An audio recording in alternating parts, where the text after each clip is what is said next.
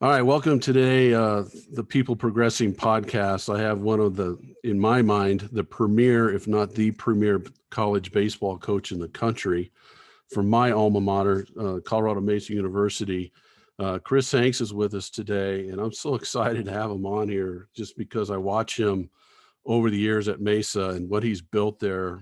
Um, is just spectacular. It's unbelievable what he's done there with his program and with the kids that he's coached and so forth. So, Chris, I want to welcome you to coming on, and I just want to ask you to kind of introduce yourself, like where you grew up, what you did as a kid, where you went to high school, college, and all that kind of stuff. So, thanks for being on. Thanks, Joe. I appreciate you having me. And yeah, I grew up on the western slope of Colorado. I grew up in Carbondale, Colorado, at that time, a little mining and farming town. And as I tell people now, all the coal mines are closed and the ranches and farms are all golf courses and housing developments. It becomes a suburb to Aspen. But it was a good place to grow up. I had real close knit friends. All we did was, play sports and play games growing up. That's all we did. And from there, I went to the College of Southern Idaho. I was actually drafted out of high school, but didn't sign. And that was in the days of the draft and follow. So I went to I chose the junior college route because of that, and went to the College of Southern Idaho. And during that time span, suffered an arm injury to my throwing arm, which led to 3 different surgeries. But I was redrafted after my sophomore year and signed with Boston and played 3 years with them, and then a spring with the Detroit Tigers, but really never overcame the arm injury. That made it difficult. But along the way, I think I always felt or knew I wanted to be a coach. And so, I was fortunate enough to get picked up by the Tigers. And I say fortunate because at that time, another Colorado gentleman, Tom Petroff, was the director of minor league development. He gave me the opportunity. And he did such a wonderful job running that organization, the minor league side, in the short time he was there. And I was so impressed that while I was at spring training, at the end of every day, I would wait around until everybody left, and I pulled all the practice plans off the AAA, the AA, all the single A teams, the rookie ball, and I started collecting those, and I still have them to this day. But when I was finished there, I was actually that spring in my last. I had worked out a deal to finish up my college degree from a distance while at spring training, and I made the decision to hang it up. And as it worked out, I was going to receive my degree that May. And it just so happened that I got contacted by a gentleman, Jim Perano, and he was the athletic director at that time, Mesa State. And he said, we're creating an assistant football, assistant baseball coaching job. Would you be interested? And so I said yes, and I applied. And during a couple of the off seasons, my dad was a high school football coach for 32 years, and I played for him.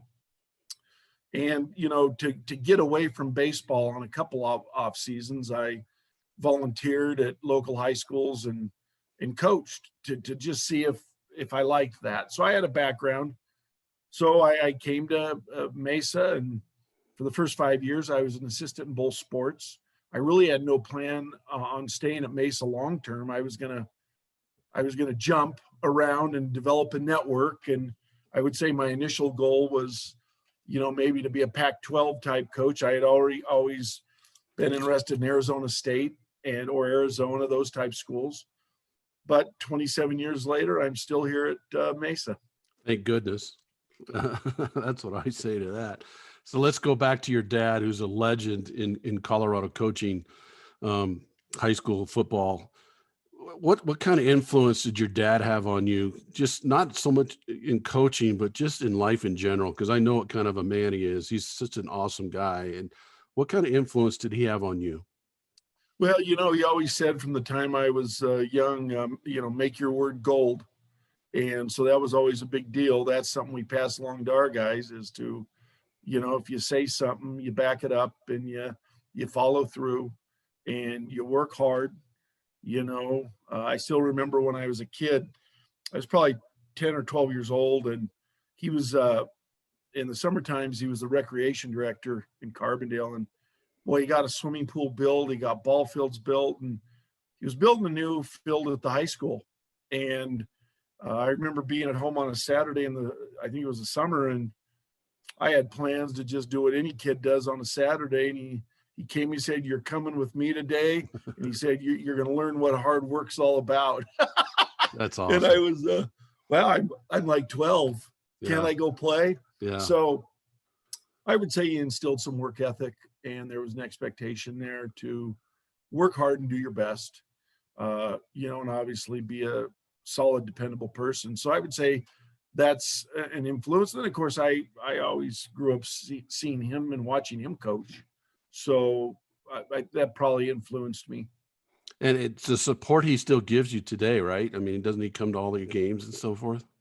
Oh yeah, he really hasn't missed too many games. He's seen as much college baseball as just about anybody. Yeah, it's fun to watch him.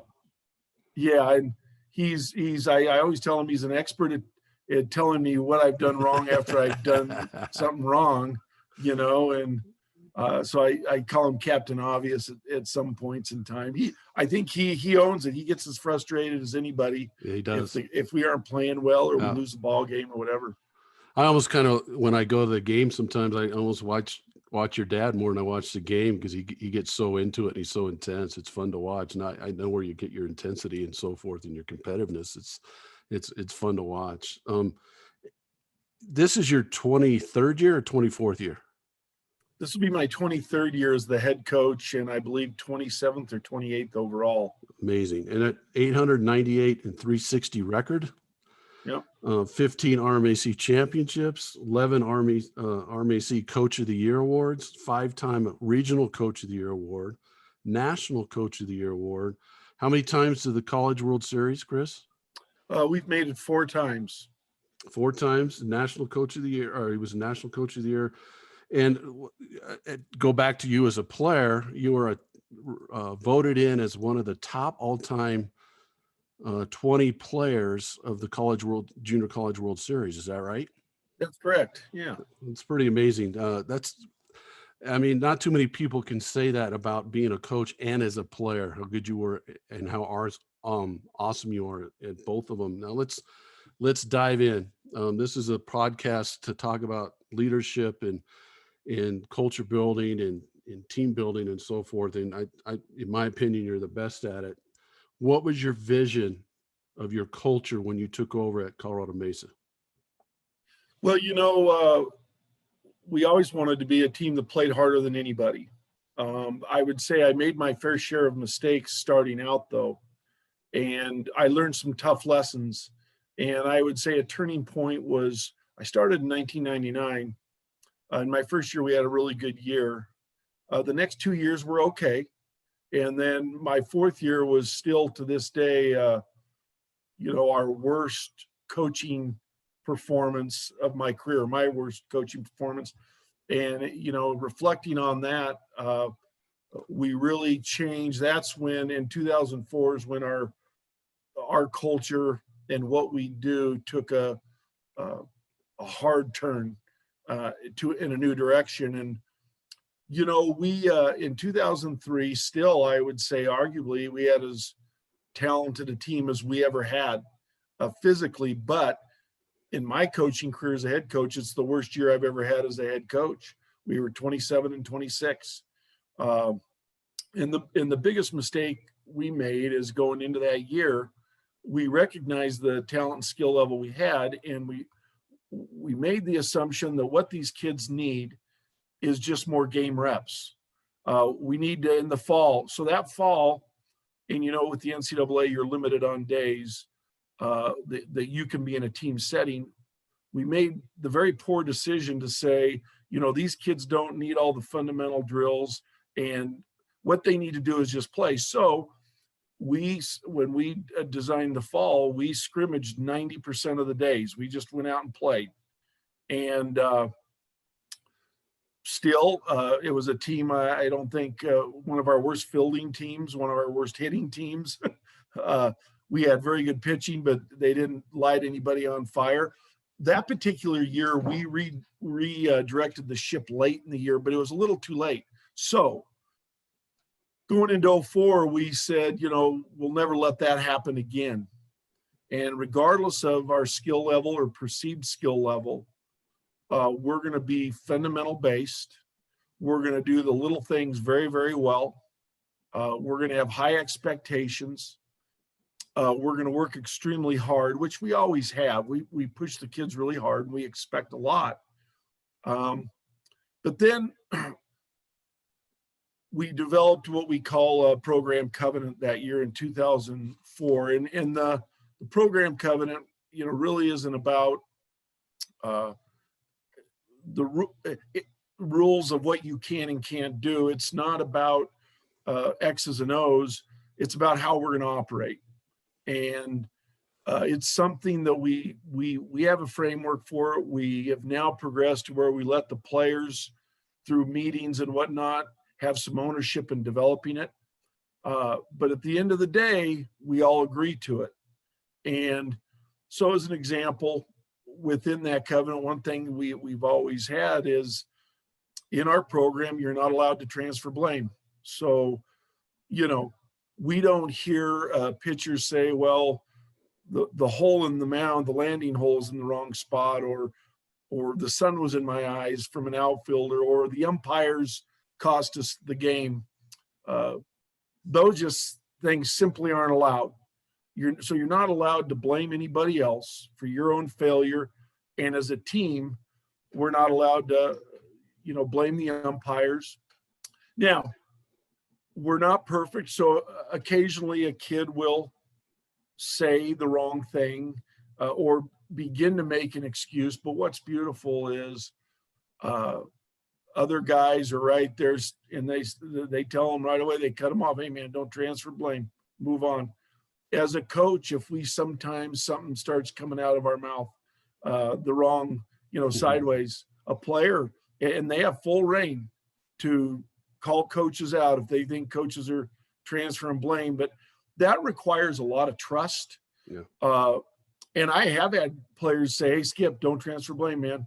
And it'll stop me in my tracks. I've never gotten angry over a player saying that to me. Neither has any other coach. So it starts there. But that's kind of the basis that we work off of. And when I watch your teams, culture, I don't want to sound kind of crazy, but culture just oozes out of your program. When I go watch your team, I can see your culture. Whereas other teams you watch, you can't really tell what their culture is. But with your team, I can tell one thing: your players care about each other.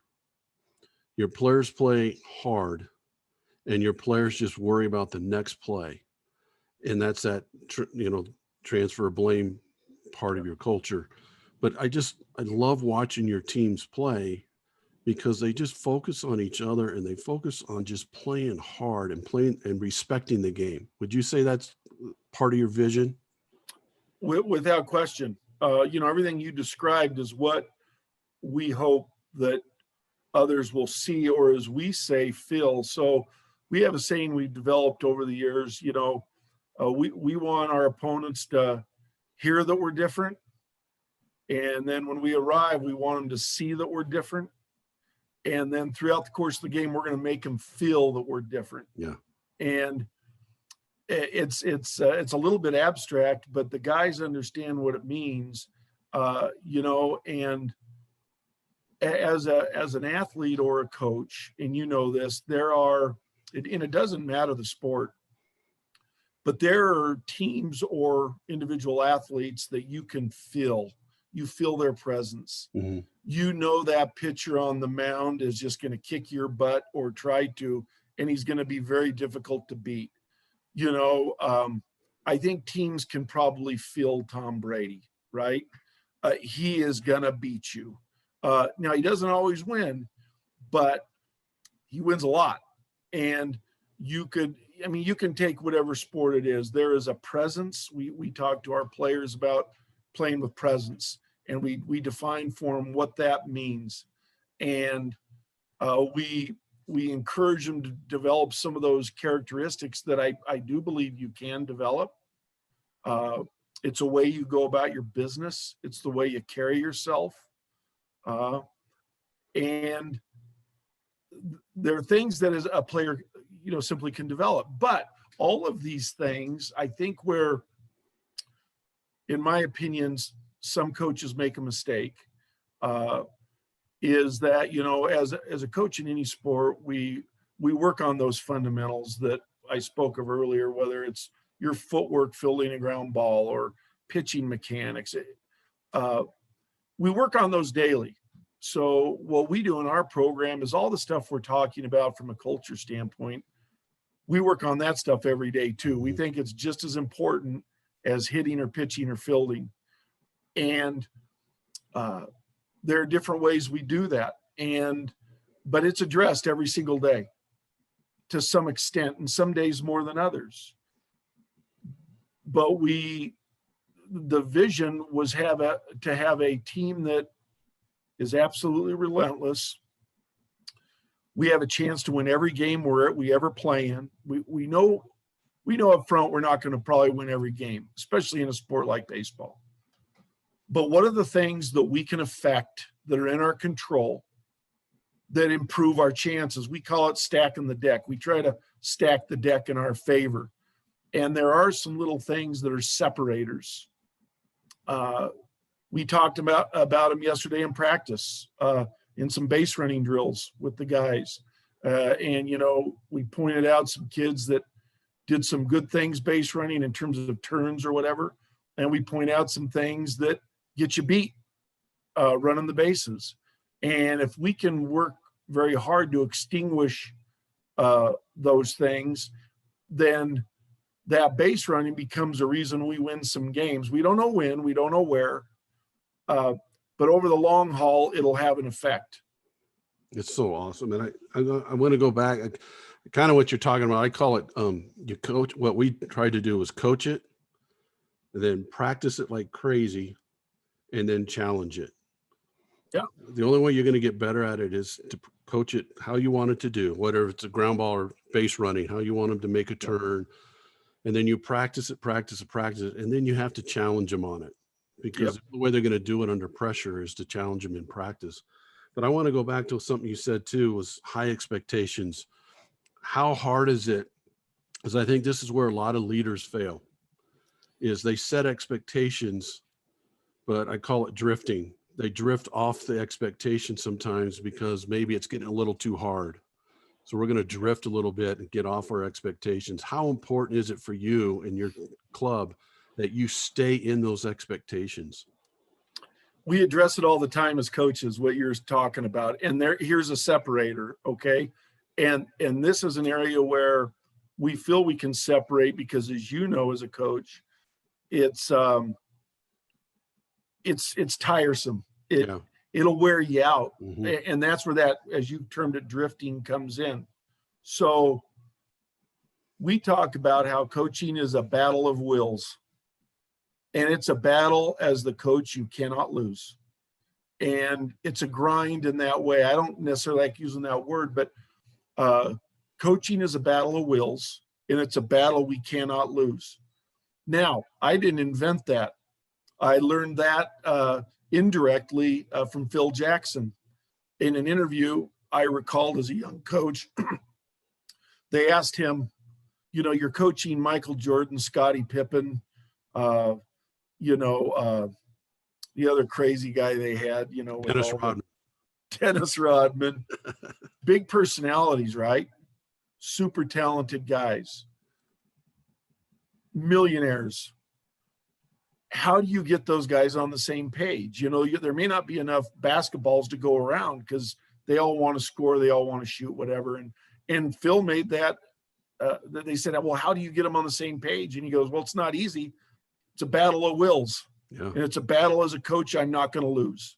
So that's the first time I heard that. And I said, that really makes sense. So when a kid doesn't want to do something, or they want to lower the standard, and you and I both know there are some cases where you could probably lower the standard and it's really not going to hurt you, but it can become a habit. Mm-hmm.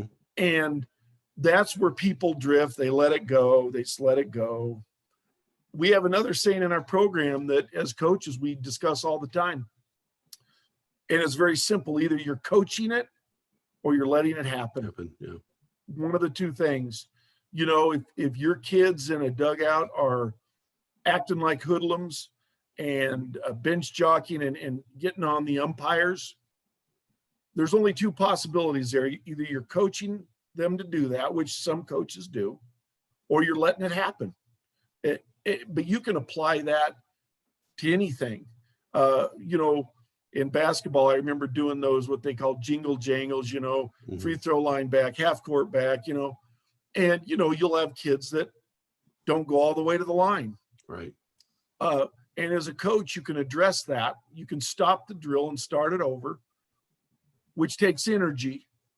But if you're relentless enough and you stay on that, pretty soon you won't have to correct it anymore. Or, you know, if there is a young man that continues to violate that, then they're probably cutting corners in a lot of other places. You may arrive at a point in time where that person's just not going to fit in what you do. And I heard this the other day, what you're talking about. If you permit it, you promote it.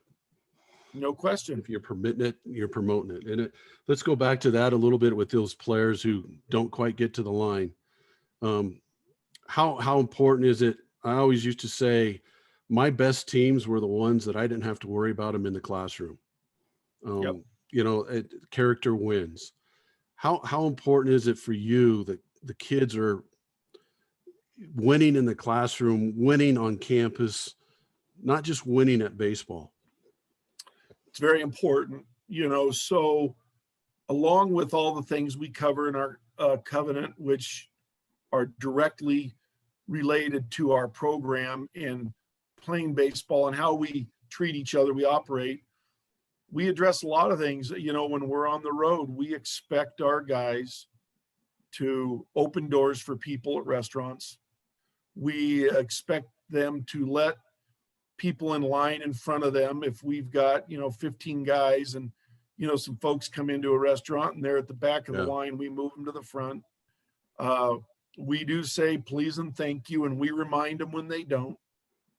And what's funny is they remind us when we don't also, because I'm guilty of that. Occasionally you're in a hurry and you don't thank somebody, and player will say, hey, Skip, you gonna use a thank you there? You know, and I'm not allowed to get mad at that. And I actually appreciate it. Yeah. We talk about how, you know, we want to be excellent in every area, but excellence isn't perfection. Excellence is doing the best you can all the time, every day. And it's okay in our program to correct teammates or coaches correct teammates. Now, I think delivery matters, how you deliver that to somebody. And so we discuss that, you know, because a person can get offended. But from early on, when a guy gets in our program, we, as I say, we address these things almost daily. And it's just part of what our guys do. And I do believe it has bleed over into how they care for our facility or our equipment or our school or our classrooms when we meet in them. You know, it's important how they teach or treat their professors. It's all interconnected. And nothing negative comes from doing those things. Not a thing. It only builds self-esteem, self-worth. It never tears it down. And when guys can get to a point where they understand that, if they don't already, it improves their attitude of practice and how they go about things. So when we talk about your vision of the culture and you kind of went through your covenant, I did the same thing. I called ours our baseball absolutes. It's kind of the same line. And we have a whole list of things that it was almost the same exact story. We were struggling a little bit. I felt the same way after one of my seasons. I'm like, okay, this isn't working. I'm frustrated. I'm mad. I'm not enjoying this like I should. I got more. One thing that we have not talked about, because this is where I was more win motivated than I was kid motivated. And when I got into it, my purpose for getting into coaching and teaching and stuff was completely about kids and trying to motivate them and try to inspire them and try to get them to be better. And something happened and it got to a point where it was more win orientated. And we came up with the baseball absolutes, and that kind of got us on the right path, just like what you're saying. One thing that you haven't mentioned one time when developing your vision for your culture is the winning part. So for me, it was if we can do these things, the winning will take care of itself. Would you agree with that with your covenant? Unequivocally. And so that was, I would say, would be my mistake when I got into coaching from 99 to that 2003 season. It was all about winning initially, I would say. But then when you're not getting the result you want necessarily at the level you want consistently, and for me, consistency is the key. Winning's hard. Winning consistently is even harder. Yeah. And so what can we do that promotes more winning? And some of that is taken, as you mentioned, the emphasis off of winning. So we did. So we put the emphasis on, how do we treat each other? How do we interact with one another? How do we react to negative things when they happen? So we address all those things before they ever occur. We know there's going to be bad calls and bad hops and windy days or whatever it is. We know that in advance. So we're going to be prepared when they do occur with the proper response, a winning response. And when you focus on developing those winning responses, it involves a collection of guys, not just one. It doesn't work if only one guy does it. It works if everybody does it. Or as I said before, it's not about perfection. You're not always going to be perfect, but you can be excellent, which is you can do your best with it. And when you do fail in your response, we can address that, look at it, and make it so it doesn't occur again. But yeah, if we're fundamentally sound, if we play together, if we have the right approach and we have the right attitude and we face adversity in the right way, we can come from behind and win. We got to stack the deck. If we're down 5 going into the last 2 innings, we got to evaluate what are our best chances of winning. And we got to do those things. And it may not work, but as you find out, you do all those little things and you don't worry about the wins come. You forget about the scoreboard. And so when you had your vision, you did your covenant, that kind of got you going more in the right direction in terms of how you felt as a coach and how you felt your program was going. How did you build that from there? Was it through your players, through your coaches, or just doing it day to day? Or what would you say to somebody who's trying to now, once they vision their culture and they put it together like your covenant, how do you build it? Well, it all comes down to consistency. Yeah. So once you get the kids to understand what the expectations are, it really starts with expectations. So, even with our covenant, I can't make a guy buy into that, but I also don't have to keep him in our program or on our team. Okay. And that's not a threat. That is guys, this is what we're going to do. Mm-hmm. So we talk in terms of that a lot. So as we continue to build it, we talk about what we're going to do. We might get them together before practice and say, here are the practice plans posted. This is what we're going to do. We're going to hit the field hard. We're going to move from drill to drill. We're going to perform at a high level of intensity and focus. We talk in terms of, I call them planting seeds. So, we did this years ago. There's a team in our conference that's a fairly long trip, about 5.5 hours. And we used to go on a Thursday night, the night before. Well, we're not playing till 6 p.m. the next night. And, we have as many concerns as anybody with finances. And we'd go there, we'd sit around the hotel all day, and then you go out and maybe you lose at least half the time, against a good opponent on the road. And I started feeling like, why are we spending the money to go the night before? The coaches are like, well, yeah, but that's a long trip to get off the bus and play and this and that. And I started thinking, well, is it? Or is that an excuse? So, for, I would say, the last 15 years, we've made this same trip and played the same day. And I think we're like 14-1 doing it that way. But we tell and early on, the guys would bitch and moan, but in terms of those terms, we say, guys, this is what we're going to do. We're going to get on the bus at 7 a.m. We're going to stop for a good meal in Castle Rock or wherever it is. We're going to get there. We're going to get off the bus. We're going to check into the hotel. We're going to put on our uniforms. Go play. And then in that 10-minute ride to the field, we're going to get super dialed in. We're going to get off that bus, and we're going to play our best game of the year. That's what we're going to do. And we've done it largely. So in terms of planting those seeds and talking about what you're going to do, and then as a coach, you got to lead that too with some enthusiasm and some intent. But I would say in terms of building it, came from first being the coaches that are selling all this stuff and pulling guys in. And then you grab a guy from over here, and then you grab another one here. And then we would challenge those individuals, which were probably your leaders, to bring someone with you, bring them into the fold. We challenged those guys. And so they would have that influence. And then when when those two became 4 or 5, we'd say, okay, great job, guys. Let's get it to 10 now.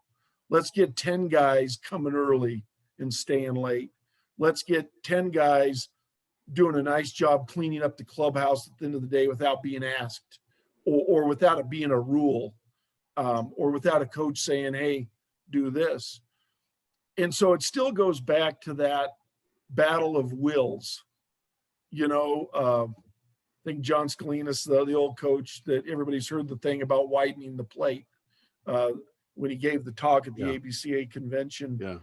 And we use that, within coaches, and we have fun with our players. Let's don't widen the plate. The plate's 17 inches. We're not going to make things easier on you.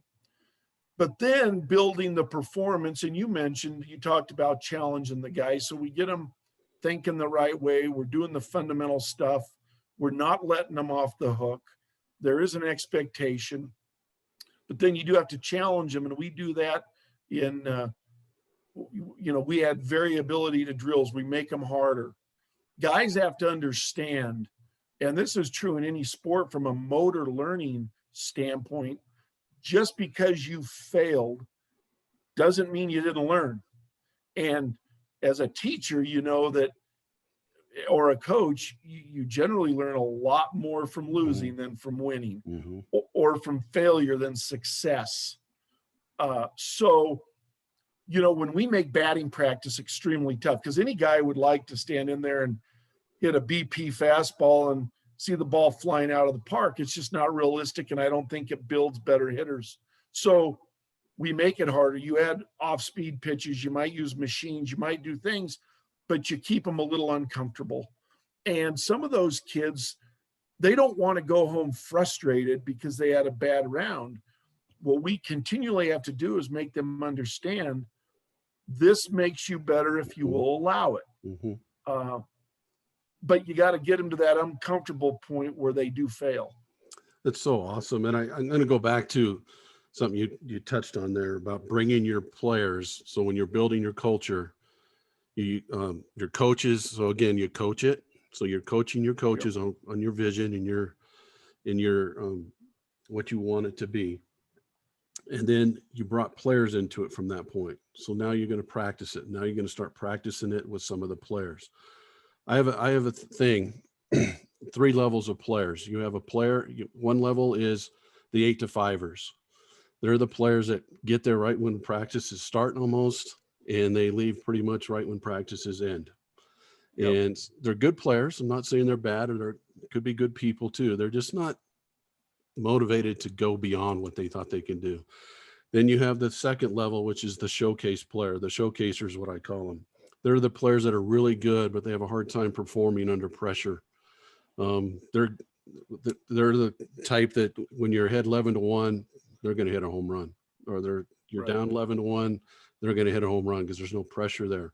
Good players, good kids, just haven't gotten to that next level yet. And the next level, I call it, is the gamer, the player that you need a hit. You're down 3-2. You got a guy on second base. You need a hit in the bottom of the ninth to score that guy to go to extras to keep winning.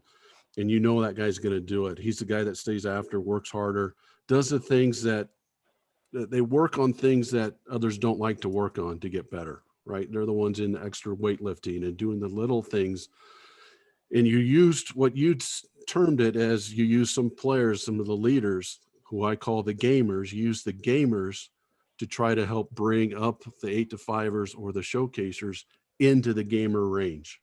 And that's what you did when building your culture there. And I think that's so important, because what that does is empowers your players to have accountability for your culture. There's no question, we'll have guys that, we'll have our regulars like any coach does, the kid that's always there early or does extra in the weight room. They come early to hit or they stay late. And over the years, we've gotten to the point where we will say to the kid, we'll commend him on, boy, I see you're really working hard, Joe. But I got to make a deal with you. You're not allowed to come early anymore. And they're like, what? Well, you're not allowed to come early anymore by yourself. You got to bring someone with you. There you go. That's awesome. And then, they're like, yeah, bring a teammate. You gotta bring somebody. And then if you can get that to 2 guys, you can grow it to 3. And it doesn't have to be every single day that they come early. Right. But bring a teammate with you. And because a lot of times, not always, but those kids that do go the extra mile, they come early, they stay late, they end up being your better players for obvious reasons. And all of our teams are better if we have a larger number of better players. Larger number of gamers. Yeah, gamers. How do you do that? And then we really, you talked earlier about taking the focus off of winning, and that's really big and it's hard to do.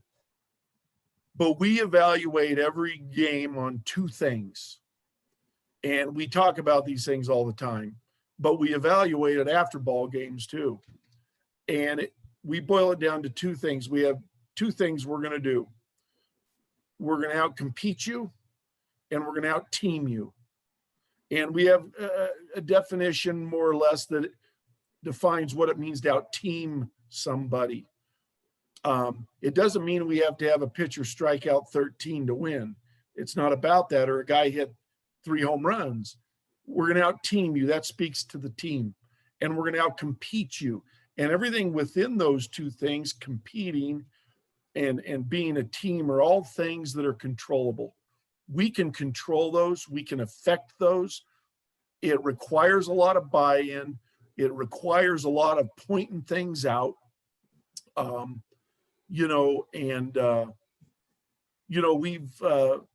We do some things quite often in our dugout. We'll tape some signs on the back of the wall. They're just paper signs. And we call them synergy plays. We talk about creating synergy all the time. But when a guy does something to help us win, it's not a home run. It could be backing up a base. It could be turning a single into a double. It could be doing something very smart that helps the team win. We call it a synergy play, and they get to take a sign down in the dugout, and they get to fold it and put it in their bag, and they get to collect them throughout the year. And it really creates some competition for who can be the best team player, who can do the things to affect the team the most that isn't the most obvious things. So those are little things. And one of the things I noticed with your teams, Chris, is this: your players are genuinely happy for their teammates' success. Yes. I noticed little things. So, like, one of your players hits a home run, your dugout goes bonkers for that player.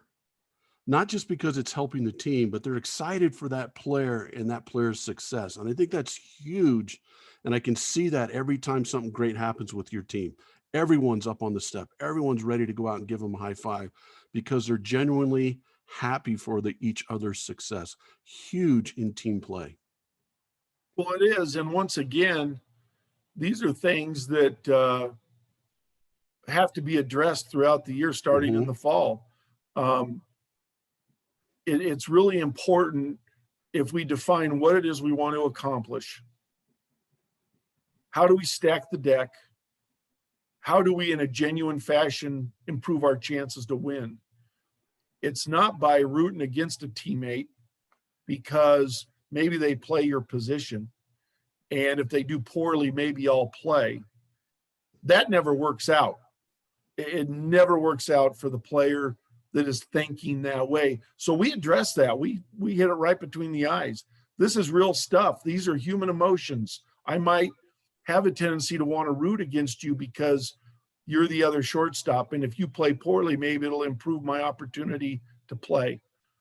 We address that in honor that those could be real feelings. Mm-hmm. But how do we change those? Because those won't be productive for you. And with some kids, that concept is one of the slowest concepts to buy in. But when they do arrive at a day where perhaps they're the minority, maybe the only one that still is thinking in those terms, and they'll change. Or better yet, when they maintain the right team attitude and they're rewarded for it because they do play, they do well, then you point it out. We have a saying in our program, when the game finds you, make sure it finds you ready. And we point that out when it occurs because inevitably early in my career, before we really started hitting this stuff head on, addressing it, bringing the ugly stuff to the table and working through it, you'd get guys that mope and pout in the dugout. And sometimes you'd allow them to pout their way into the lineup. I think every coach has made that mistake. Yeah. It's amazing how poorly those kids generally perform when they finally get their chance. Because when the game found them, they weren't ready because they were spending their time, mad at a coach, mad at a teammate, blaming somebody for their position on the team. And so it's a real challenge and it's difficult to change that way of thinking. But once again, a coach would have to be relentless. And once again, it's a battle of wills. Mm-hmm. But you got to fight it almost daily in some regard. And I could do this all day with you. Maintaining your culture. Now that you've built it, you've visioned it, you did your covenants, you've coached your coaches are coaching the kids are now owning it and bringing each other up to that standard. How do you maintain it? You mentioned something before, if somebody doesn't like it or whatever, how do you maintain your culture? Well, you got to get as you hear, the right people on the bus and the right seats. But I think what's most important is consistency. Mm-hmm. The not widening the plate, so to speak, not letting them off the hook. As I said, we're either coaching it or we're letting it happen. So if we're letting something happen, then it better be what we want. And we need to address these things. And I think, when I was a young coach and even a player, I remember my dad, who was, as I mentioned, a football coach. He would say multiple times that he always noticed near the end of his career that his best teams took over the team themselves Yep. at around the halfway point. Yep.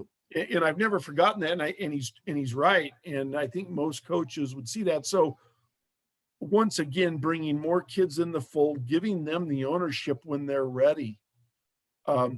It's okay to let players take charge and call some shots. Mm-hmm. It's okay for players to correct teammates in the proper way. It's okay. You know, you don't want a group that's just waiting around for a head coach to say, do this, do that on your command. That, you know, it's not the military. And so that's the maintaining of it. And it's continuing to give those kids more and more ownership as they earn it. And giving them some things that make them feel good, like telling a leader, hey, tomorrow when you get to the field, get everybody together and get them stretching by 3:00 or whatever it is. I'm counting on you to take care of this. And then, you know, you can do that strategically. We get to the point now where, you know, our guys were in the weight room. We were in the weight room this morning at 6:30. And at about 7:30, we go to about 7:45, grab a couple of those guys. And I told them, I said, hey, I have to go be at a meeting at 8, get things closed down and make sure everything's handled. And then I left. I have no doubt that the weight room's spotless. Everything's put away, and that they addressed the team. But it's not always the same 2 guys. Right. It's a good handful of guys. So those are some of the ways, but it comes down to consistency. Well, and I think you said it too. I think a lot of leaders have a hard time. They feel like they're going to lose control if they empower their people.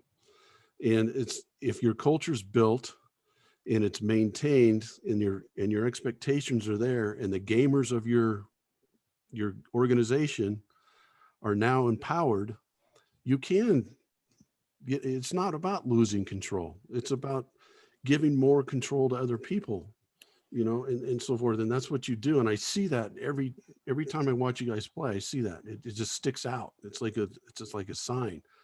And last question before we go, how important is it for you when you're teaching this stuff to your players, all of this stuff that you've been talking about? We could probably go even deeper into it. How important is it for you that when you're teaching that you know that that's going to be something that's going to be a part of their life and make them successful in a business someday, or coaching someday, or teaching someday, or whatever, being a husband someday, being a father someday? How important is all that in the grand scheme of life? Well, I think it's incredibly important to me, and we get to have the fun of instilling that in an athletic setting. Yeah.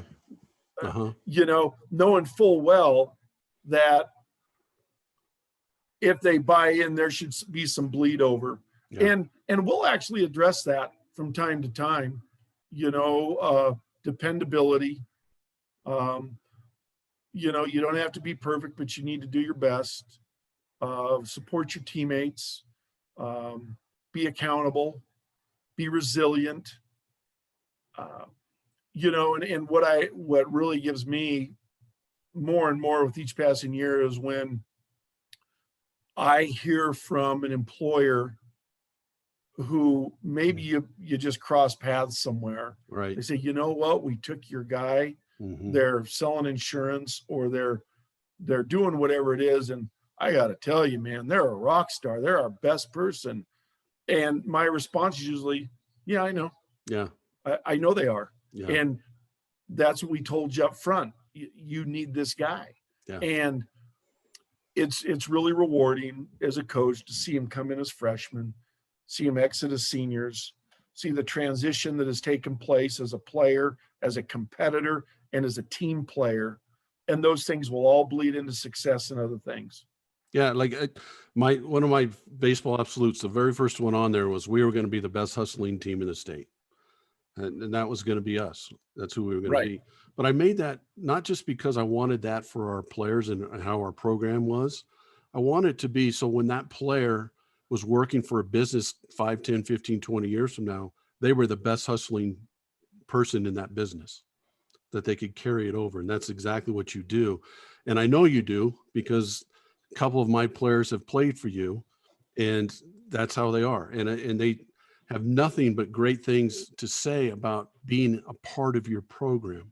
And I think that says it all too. What kind of relationships do you have? That's how I judge the success of our program, was how much relationships did we still have 5, 10, 15, 20 years after our players left? And I know that you have tons and tons of those type of relationships still with your players that played for you 15, 20 years ago. Well, we do. And, I would say I'm not easy on guys. I don't think I'm unfair. I think I'm fair and I'm firm. And if I'm consistent, I don't need them to like me. But what I see with some guys that we've had to be on harder than others to get them to come along with us is I know when they leave, I might not hear from them for 4 to 5 years. And I've been coaching long enough to know that it's somewhere in the 4 to 6 year range where that call finally comes, or that email comes across, or whatever. And I'm okay if they hate me for a while. I don't want them to hate me, but if they don't like me because I pushed them extremely hard or was hard on them, I get it. But at some point they'll come full circle, and that's really played itself out over time. And last question, your coaches, you have maintained a coaching staff that's second to none. I have the highest respect for all of your coaches. What has been the main thing? Because usually there's high turnover, especially in assistant coaching ranks. Yep. The loyalty and so forth that you guys have shown each other and everything is awesome for me to see. What role have they played in all of this? Gigantic role.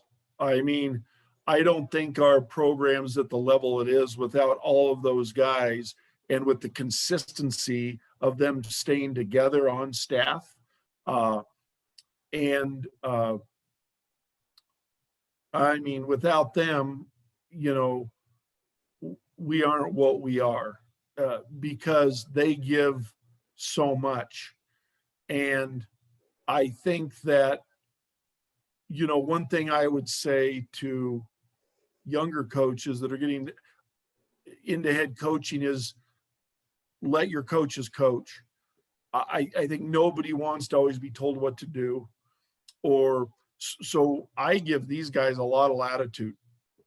Now we're all on the same page and we speak the same language, but they have ownership, and they have latitude to get after a player or expect something, or to teach guys how to pitch or field or whatever within there.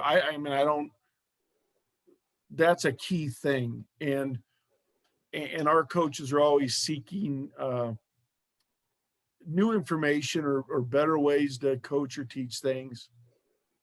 So they're incredibly intricate in what we've been able to accomplish. And they're just high character people, Jeff Rogers and Steve Wojtek, and even a guy that was coaching when I played there over 30 years ago, Phil McGowan. Is he still coaching with you guys? Coaches, Phil is a volunteer coach. He still has the freedom to come out whenever he wants. Amazing. So he doesn't come every day, but when he comes out, he talks to guys. We'll give him something to do, and the guys love him. And what's their roles? What are your coaches' roles? So Jeff Rogers is in charge of pitching. Steve Wojtek and Sean McKinney run the infielders. Coach McKinney's in charge of bunting and base running. I handle the hitting, but they assist me, and I give them a ton of latitude because we all speak the same language. Yeah. And I got 2 young grad assistants right now, and I've even been turning them loose a little bit over in the tunnel and say, go coach them up. And I watch them from afar. And if I see something that I don't necessarily like, then, hey, I'd rather you teach it this way. You know, we talk through it, but we get them on the same page. And then one of our young GAs coaches the outfielders. So those are basically the roles. Steve Wojtek and Sean McKinney do just a boatload of our recruiting, and they're fantastic recruiters. Yeah, amazing guys. All those guys are amazing guys, and they serve not only your players, they serve the community there in Grand Junction with other jobs that they do and so forth. And, you know, Chris, this has been just awesome for me. Somebody who's trying to help people with leadership and culture building and team building and so forth. I knew you were going to be special, and because you are special, and I truly do believe you're the best college baseball coach in America at any level. And I'm not saying that just because you're on there. And I've watched it, and I'm just very proud alum, very proud to be an alum of the program. And it makes me very proud when I watch our program play, because of the way you play, the way you handle situations and so forth. So I want to thank you for coming on today. I know you're busy getting ready for the season to start and everything else, but best of luck with your season. I don't think you need luck. Just the best with your season, and keep working and keeping those expectations high. It's fun to watch. So thank you for coming on. Well, I appreciate you having me, Joe, and thanks for the work you're doing, trying to help leaders and develop good people and coaches.